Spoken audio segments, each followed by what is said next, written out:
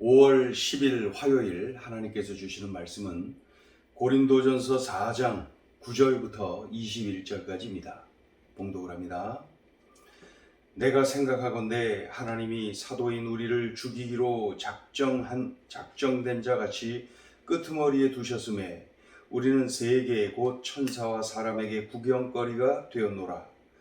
우리는 그리스도 때문에 어리석으나 너희는 그리스도 안에서 지혜롭고 우리는 약하나 너희는 강하고 너희는 존귀하나 우리는 비천하여 바로 이 시각까지 우리가 줄이고 목마르며 헐벗고 매맞으며 정처가 없고 또 수고하여 친히 손으로 입을 일을 하며 모욕을 당한 즉 축복하고 박해를 받은 즉 참고 비방을 받은 즉 권면하니 우리가 지금까지 세상의 더러운 것과 만물의 찌꺼기같이 되었도다. 내가 너희를 부끄럽게 하려고 이것을 쓰는 것이 아니라 오직 너희를 내 사랑하는 자녀같이 권하려 하는 것이라. 그리스도 안에서 일만 스승이 있으되 아버지는 많지 아니하니 그리스도 예수 안에서 내가 복음으로써 너희를 낳았음이라. 그러므로 내가 너희에게 권하노니 너희는 나를 본받는 자가 되라. 이로 말미암아 내가 주 안에서 내 사랑하고 신실한 아들 디모데를 너희에게 보내었으니 그가 너희로 하여금 그리스도 예수 안에서 나의 행사 곧 내가 각 교회에서 가르치는 것을 생각나게 하리라. 어떤 이들은 내가 너희에게 나아가지 아니할 것 같이 스스로 교만하여졌으나 주께서 허락하시면 내가 너희에게 속히 나아가서 교만한 자들의 말이 아니라 오직 그 능력을 알아보겠으니 하나님의 나라는 말에 있지 아니하고 오직 능력에 있음이라. 너희가 무엇을 원하느냐? 내가 매를 가지고 너희에게 나아가랴. 사랑과 온유한 마음으로 나아가랴. 고린도 교회는 파당을 지어서 분열되었습니다. 분열되어서 서로 시기하고 질투하고 다투고 아주 그냥 이 분쟁이 일어난 그러한 상황이죠. 누구에게 세례를 받았느냐 그거에 따라서 나는 바울파야, 나는 아볼로파야, 나는 저 예루살렘에 갔을 때 그곳에서 세례 받아서 베드로에게 게바파, 이 베드로파야 나는. 그러니까 그들에게 세례 받지 못한 사람들은 그러면 나는 뭐 그리스도파야 그러면서 그냥 막 파를 만들어 갖고 나누는 거예요. 그러다 보니까 고린도 교회가 분열이 일어나서 그냥 어려워졌지요. 서로를 무시하고 정죄하는, 그래서 하나님의 영광을 가리는 일들이 일어났습니다. 그런 속에 영적 교만이 자리 잡고 있는 것이죠. 사도 바울은 사도들이 복음을 전하는 중에 겪은 이 극심한 고난 중에도 인내하면서 겸손을 잃지 않았던 태도와 대조시켜서 이 고린도 성도들을 책망하는 거예요. 그들의 교만, 이 영적 교만을 책망하고 있는 것이죠. 자, 오늘 본문 9절을 봅니다. 내가 생각하건대 하나님의 사도인 우리를 죽이기로 작정된 자같이 끄트머리에 두셨음에 우리는 세계 곧 천사와 사람에게 구경거리가 되었노라. 하나님께서 사도인 우리를 마치 사형수처럼 세상에서 가장 보잘것없는 사람들로 내놓으신 것만 같이 생각이 된다. 그 정도로 이 사도들이 고통이 심했던 것이죠. 마치 하나님이 나 몰라라 하시는 것처럼 느껴질 정도로 극심한 고통에 던져져 있다. 10절을 보시면은 우리는 그리스도 때문에 어리석으나, 여기 우리는 사도들은 그리스도 때문에 어리석으나 너희는, 즉 고린도 성도들, 너희는 그리스도 안에서 지혜롭고. 이 말은 무슨 뜻일까요? 세상 사람들이 미련하게 보는 이 그리스도를 전하기 때문에 사도들은 세상 사람들이 미련한 사람이다 이렇게 본다는 거예요. 그러나 하나님의 지혜인 그리스도를 영접한 고린도 성도들이야말로 지혜로운 사람들이다 이렇게 지금 말씀을 하죠. 그 다음에 또 그 중간에 보면 10절 중간에 보면 우리는 약하나 너희는 강하고. 이건 무슨 뜻일까요? 온유하게 복음을 전하지요. 저항 없이 박해를 받지요. 이 사도들을 말이죠. 천하의 약한 존재들로 보입니다. 그러나 남들을 판단하고 정죄하는 고린도 성도들, 너희들이야말로 정말 강하구나. 우린 이렇게 약한데 너희들은 참 강하구나. 풍자적으로 꼬집고 있는 것이죠. 풍자적으로 책망하는 겁니다. 또 10절 끝자락에 보면 너희는 존귀하나 우리는 비천하여.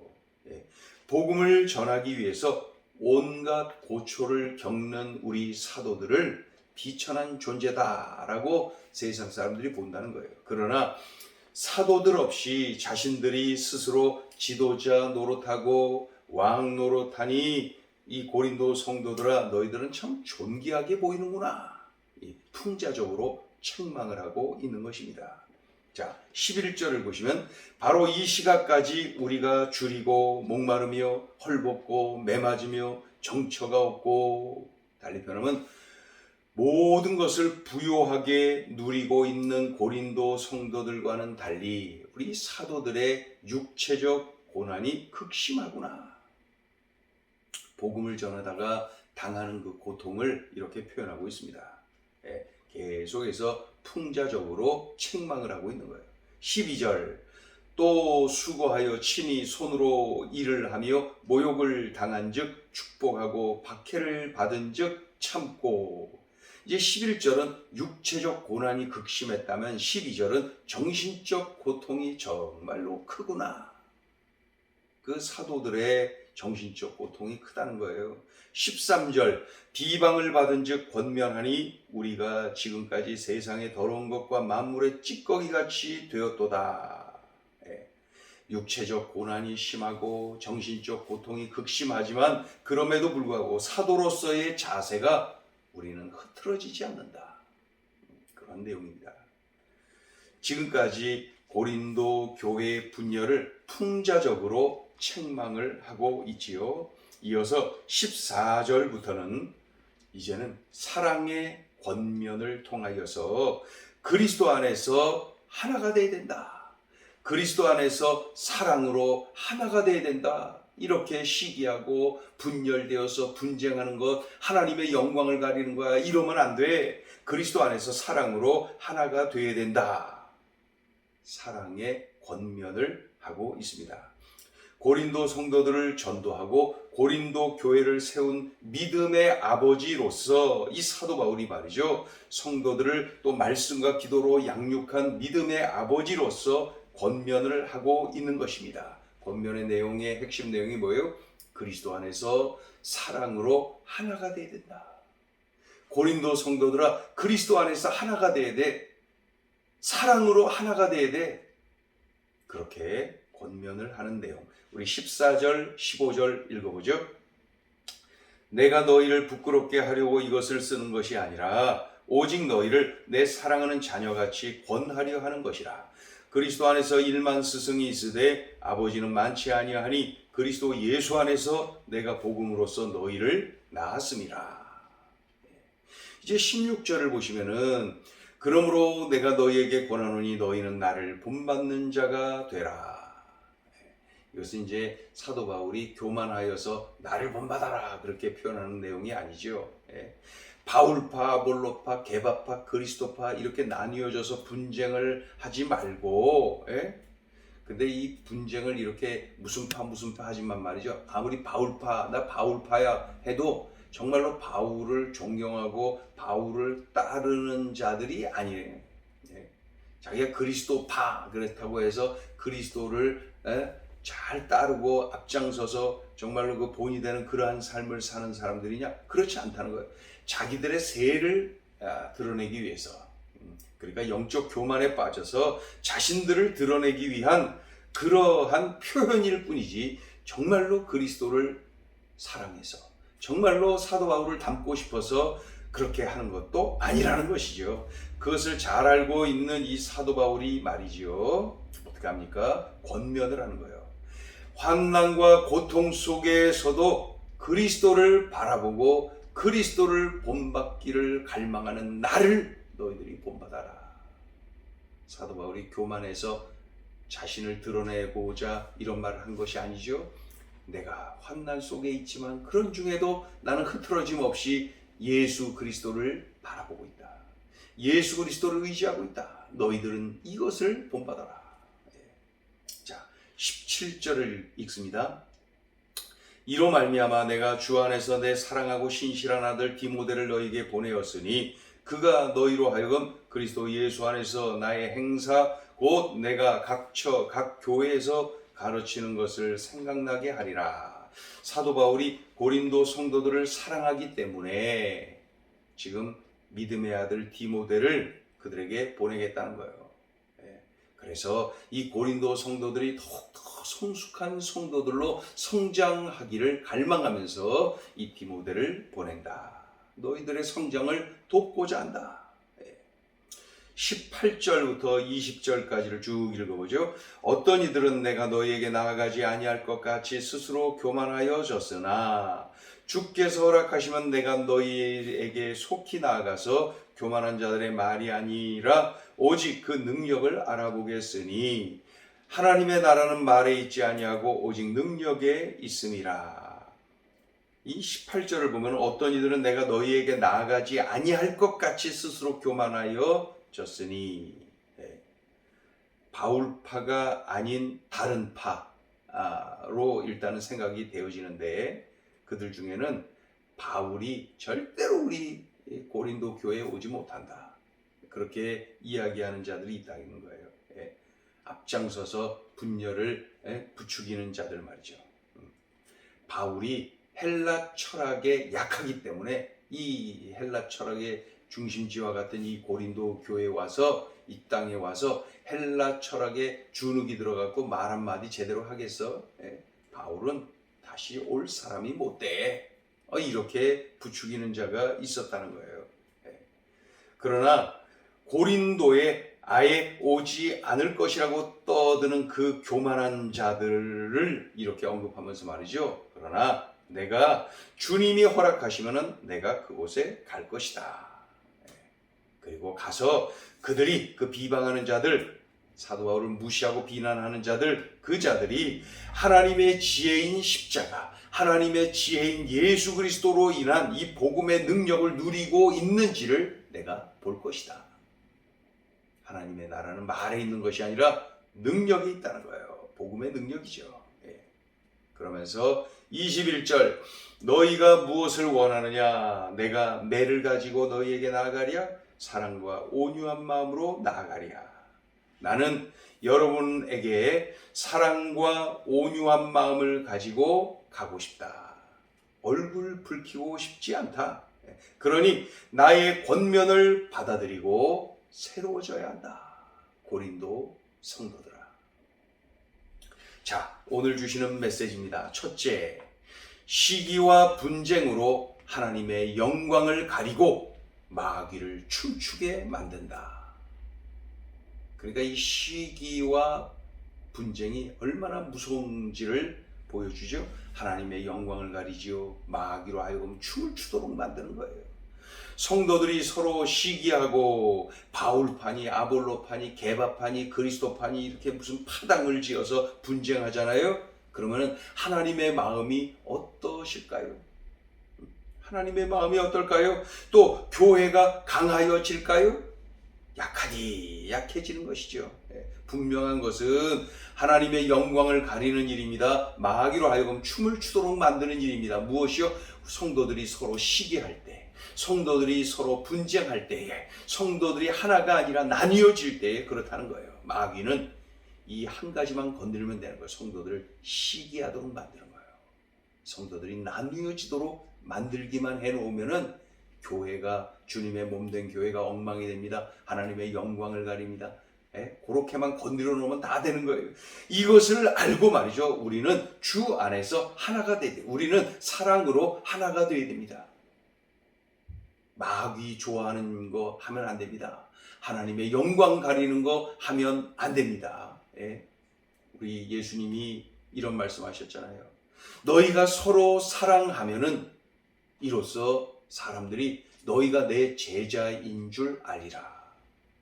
너희가 서로 사랑하면 너희가 서로 사랑하면 이로써 사람들이 너희들이 내 제자인 줄 알리라.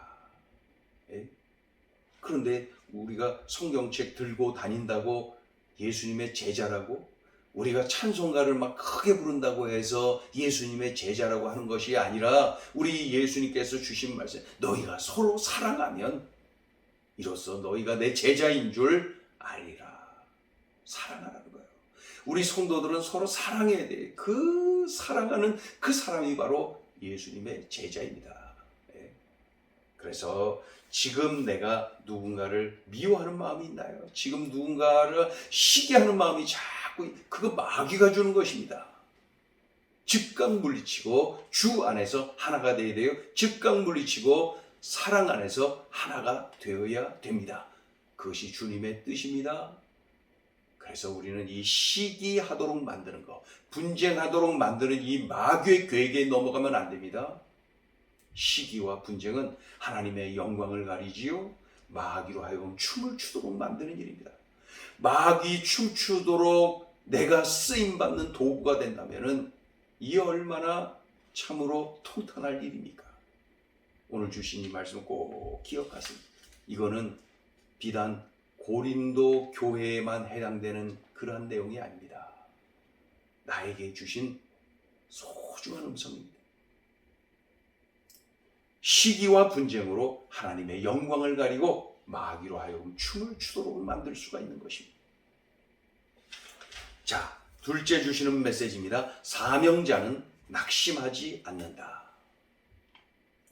사도 바울이 고린도 교회를 세우기까지 얼마나 많은 고통의 시간을 보냈을까요? 성도들 한 사람 한 사람을 전도하고 양육하고 세우는 과정 속에서 얼마나 많은 고통의 시간을 보냈을까요? 그런데 지금 들려오는 소식은 뭐예요? 시기, 분쟁. 하나님의 영광을 가립니다. 교회는 약해져 가고 있습니다. 아예 사도 바울을 무시하고 비난하기까지 하는 자들이 발생했습니다. 이 얼마나 낙심이 될까요? 이 사도 바울이 말이죠. 그러나 사명자는 낙심하지 않습니다. 믿음의 아들 디모데를 보냅니다. 교회를 건강하게 세우라고 말이죠. 그리고 편지를 써서 보냅니다. 책망도 하고 권면도 하고 하면서 어째서든지 바르게 세우기 위해서 말이죠.